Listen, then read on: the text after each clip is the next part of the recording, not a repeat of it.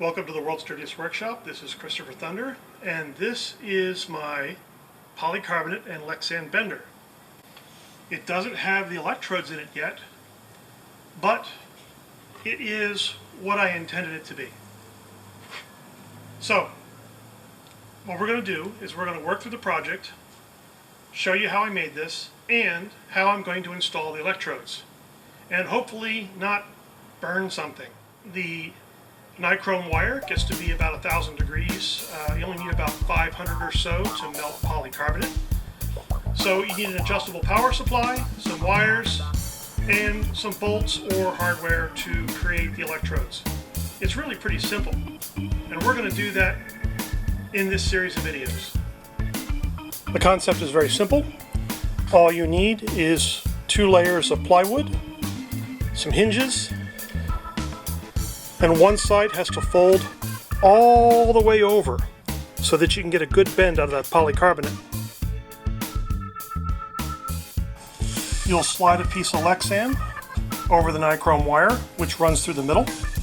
You'll turn on a switch and raise the voltage until the wire glows red hot. I'm going to pull this away for a moment. Once the plastic has reached a certain temperature and has gone soft, you're going to lift this panel up and bend the polycarbonate. My goal is to get a nice smooth 45 degree or 60 degree angle out of that so I can get a nice geometric handguard. Here are some of the things you might need. A simple workbench, some simple tools, and a place to catch the scrap material when you cut it from your workbench. I just stacked up some toolboxes. But I have to really think it through. I don't think this is going to be big enough to bend windshield parts, just because it's going to be a little small. I could make a small windshield, not one of those crazy Texas speed windshields that I generally need, but it will do some of the work if I make, say, a multi-part windshield. What I'm doing is I'm planning out the pieces right on the upper panel. So there's a U-channel here, there's a mount for a heating element there, there's a mount and a spring over here, so I need a little bit more distance. There's going to be hinges here and here. A back panel will be flush with the U-channel, and a front panel will lift up on those hinges to allow me to bend the polycarbonate while a heating element is running through the U-channel. That's going to give me the heat I need to bend this tuffet. Now, the problem is that the U-channel can reach 500 degrees or something like that. So we're into, ignition territory for wood and paper. I'm going to need to make this really thick so that I don't set the world's dirtiest work table on fire. To do that, I'm going to be doubling up the particle board here and maybe even using a layer of plywood underneath. We're going to see about that layer of plywood. But I have an extra piece of plywood just in case. So the folding panel will be part of this particle board. Okay, so I'm going to have this panel here raise up on those hinges to give me the bend right here at the U-joint. And that should give me what I need as far as a bender is concerned. I'm going to use a very simple power supply. It's about $12. The heating element wire is going to be about $6. The screws I have laying around. The hinges I got at the home store for a few dollars, about $3 I think. The most important piece is going to be the tuffet, because if you bend it wrong, you've got to go buy another piece. And these pieces are about $6 each. So if you're going to bend them, make sure you bend them right once, because you're not going to get a second shot. You're going to have to buy a new piece. What I did do was, I bought a spring kit here for the unit and some feet, because I'm going to be running wires underneath of this. So the wires will be running away from the primary heat source. The copper will transmit some of the heat under the unit, but I hope that by the time the heat reaches the underside of the unit, which will be about 1 inch or 2, that it won't set the world's dirtiest work table on fire when I start using this thing. So this is going to really work out great. I hope everybody who watches me finish this project and get my motorcycle handguards bent and finished and looking really great. And I want to thank you again for watching the World's Dirtiest Workshop and Rider of the Storm. Once you get your work table all set up, it's kind of like making the statue of David. You mark out all the pieces that you want to have. Then you mark out all the pieces you don't want to have. So I'm going to be removing this strip here. I'm going to be removing this strip here. And I'm going to be removing this piece in the middle here. This is the folding panel, and this is the fixed panel. And they're going to sit on top of another 24 by 24 panel. So this whole thing, once I'm done cutting this upper panel, will go together pretty much as I intended it. So my plan is actually written onto the work pieces that I am going to use. This is really terrific. I can just get out my saw and start cutting, and this is going to work out great. If you're going to tackle a job like this, it's all about table setup, right down to where you place the cord. Why? Because you don't want to trip on a bundle like that one. So as I'm moving in and out of the workshop, I've only got one cord going across the threshold here, and it's not a giant bunch. I've got some toolboxes sitting here to catch the part that is going to be the waste material. I have some wood raised up to catch the waste material. I have the fence set up and my clamps ready.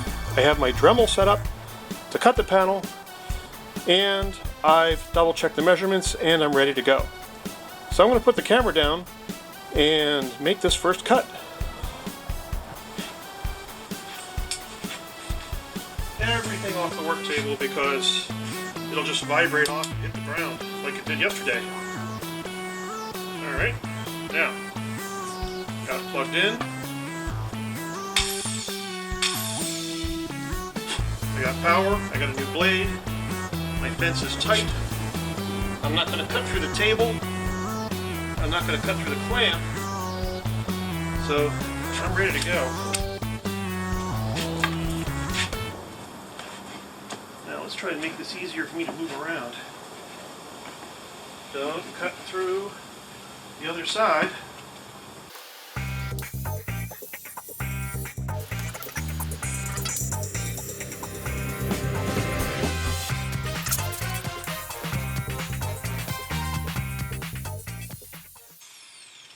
When you take your time, everything comes out great. Take your time. It's going to be awesome.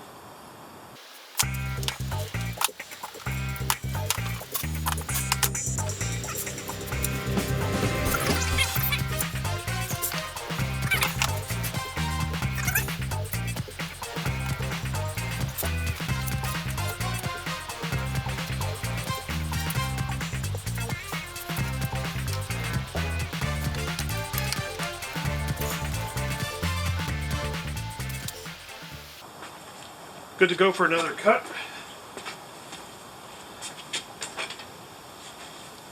And that's how your work table should work. You should be able to move from cut to cut fairly quickly, double check your measurements, and begin. This is so much fun. I just love this. This is the best job ever. Just like when I worked in computer science, it's measure 50 gazillion times, cut once. Or change once. Or do something destructive once. Cutting is a destructive task. I really need to make 2 cuts here, and I'm going to get 2 panels and a piece of scrap out the middle. That's going to be pretty easy. All I need to do is set up the fence about 3/8 from the cut line, clamp it into place, make sure that the cut mark is over the edge of the table, which is not that bad.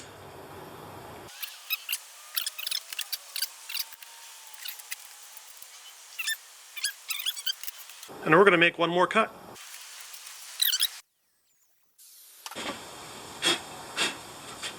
I love it. It's just so cool. Now I got to cut this middle strip out.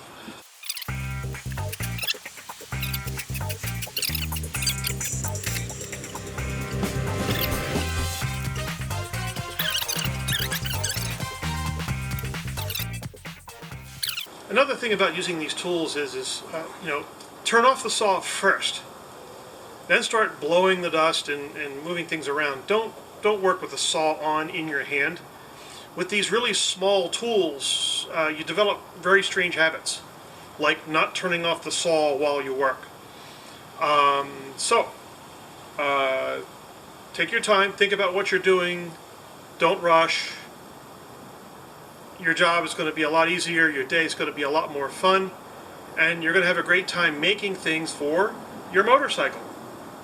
People out there in TV land are probably wondering, why would I call a channel the world's dirtiest workshop? And the reason is because, first of all, nobody else would name their channel like that. And secondly, it's not about my workshop. My workshop could be really fabulous, and I could have all kinds of tools that you don't have. And I could keep my workshop absolutely spotless. But if I did, I would be nothing like you. So, hence, the world's dirtiest workshop.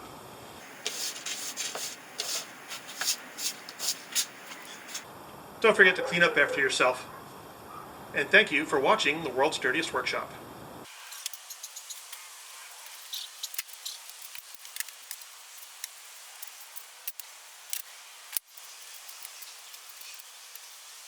From that, you can kind of see how it's going to come together.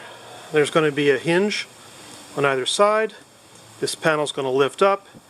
That panel's going to be secure. And I'm going to have to trim this U-channel off here, or I'm going to give it a little extra length just in case. I'm going to leave it trimmed off here. There's going to be a bolt here and a nichrome wire running through here, running about 12 volts at 2 amps. And that's going to run about 500, 600 degrees or more, maybe up to 1,000. And that's going to heat up the tuffet, and it's going to bend it. Because I have so much U-channel, and I think I need room for the spring over here, I'm going to cut that off even, and if I need a longer piece later, I'll just use my scrap. What I'm going to do is I'm just going to make some adjustments here. I'm going to give myself a little bit more room on the other side of the bender. So here, I planned about 1 inch or so. I'm just going to give myself a little bit more room than 1 inch. And here I'm going to tighten this up a little bit, and I'm going to cut this off right here. So what I'm going to do is I'm just going to mark it, and I'm going to give myself a rough cut. So what I'm going to do here is just make sure I get a good mark going, and I'm going to mark my just make sure you have a good mark here, and then mark your scrap, and then make your cut. I'm going to use the same Dremel tool, but I'm going to switch it out for a metal cutting disc, and I'm going to cut that aluminum U-channel.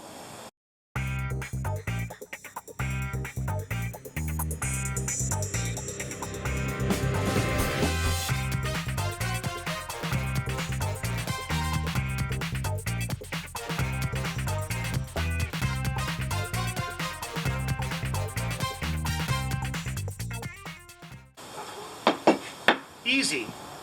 Take your time. Do it right. That's what I want. It's not perfectly straight, but I can grind it off with my sander and get that perfectly square. And that's going to look terrific. But that's a cut. Let's take a look at that close up.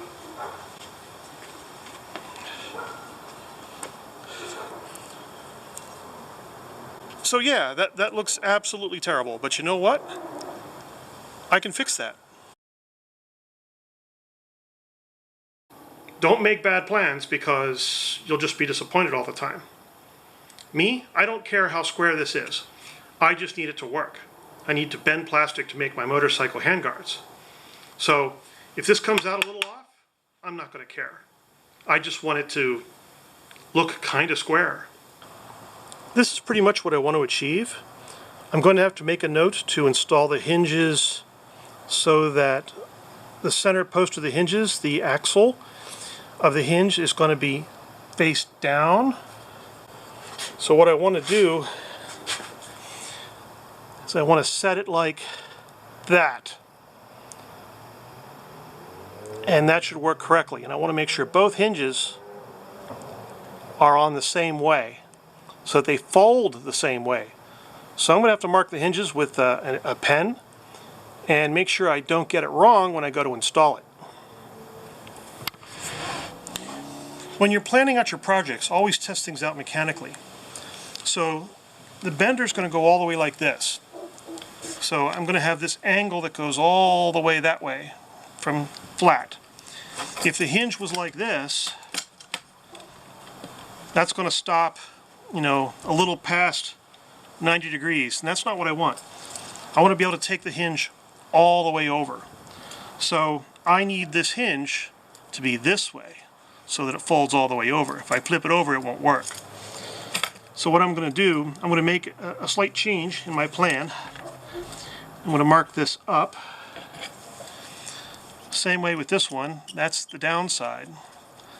That's the upside, folds all the way over. So I'm going to have to mark this as up. And we'll mark this left and we'll mark this right.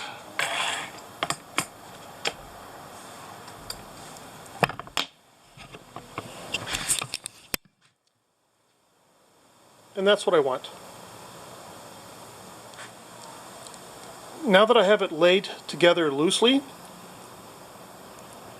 and I know that I'm going to have a little bit of edge there sticking out on the bottom, on the base, I'm going to tape it together with blue tape. And as I secure the pieces, I'm going to be peeling the blue tape off, and that way nothing moves while I'm screwing it together.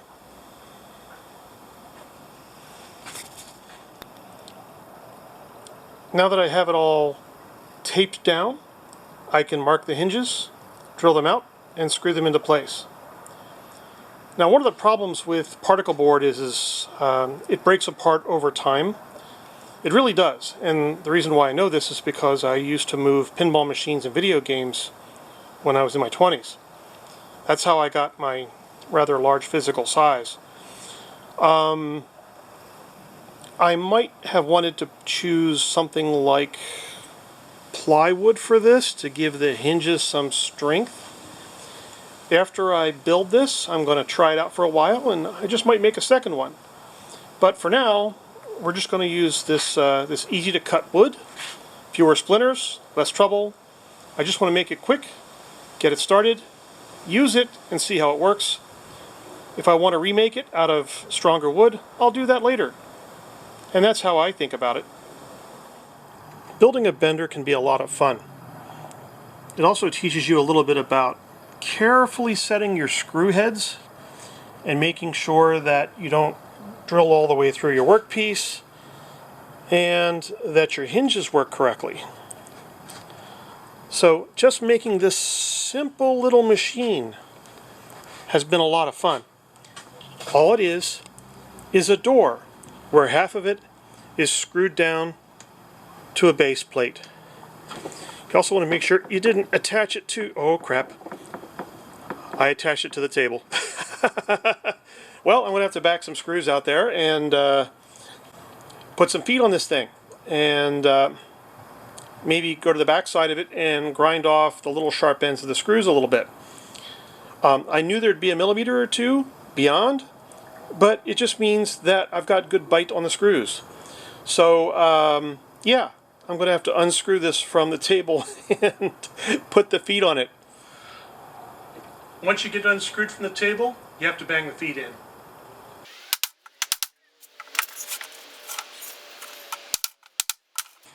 Simple nails.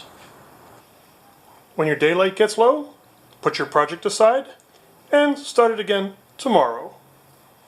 What you want to do is just knock down the sharp ends so they don't stab you accidentally while you're moving the part around.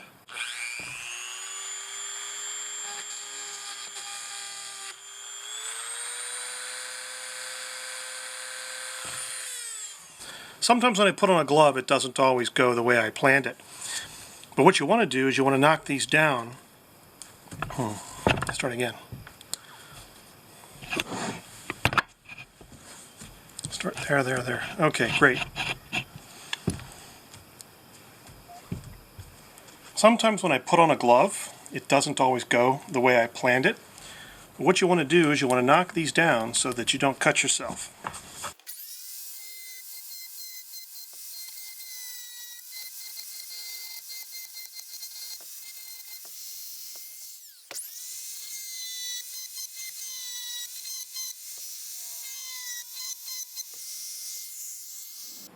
The next thing I'm going to do is cut out the middles of these extra panels so I can mount the feet.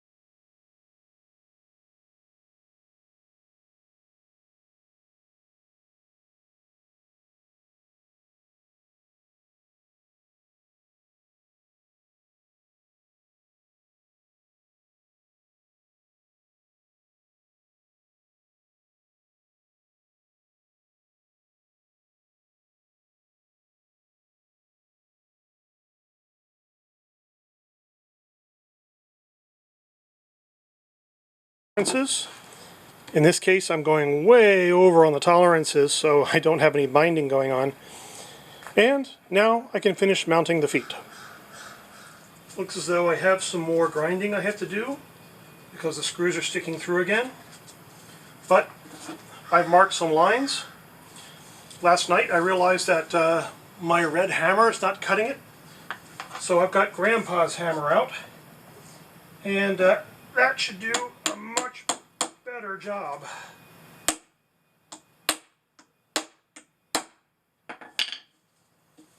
And I just stabbed myself. Yeah, this is why you grind first. So I have to be really careful not to poke myself.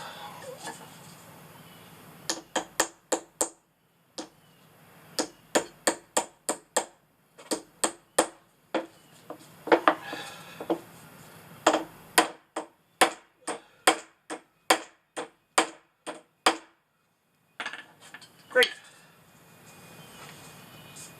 Now what I could do is I could put another foot here just for support, which wouldn't be a half bad idea.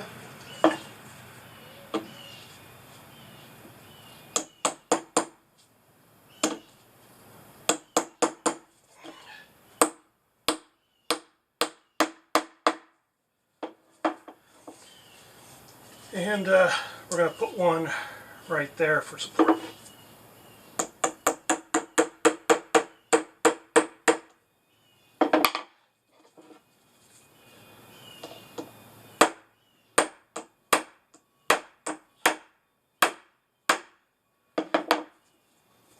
Wonderful. Now, I got to grind these off before I hurt myself again. Always watch out for those sharp points. All of the sharp screws have been recessed and ground down flat, so I don't have to worry about poking myself when handling the unit anymore. Sometimes you just need to use a couple different tools to find out which one is the best one.